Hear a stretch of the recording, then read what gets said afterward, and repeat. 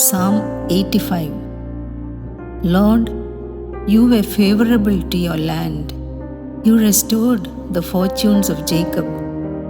You forgave the iniquity of your people. You covered all their sin. You withdrew all your wrath. You turned from your hot anger. Restore us again, O God of our salvation, and put away your indignation toward us. Will you be angry with us forever? Will you prolong your anger to all generations? Will you not revive us again, that your people may rejoice in you? Show us your steadfast love, O Lord, and grant us your salvation.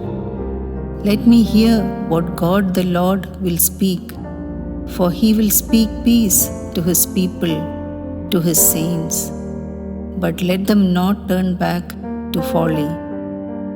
Surely his salvation is near to those who fear him, that glory may dwell in our land. Steadfast love and faithfulness meet. Righteousness and peace kiss each other. Faithfulness springs up from the ground, and righteousness looks down from the sky.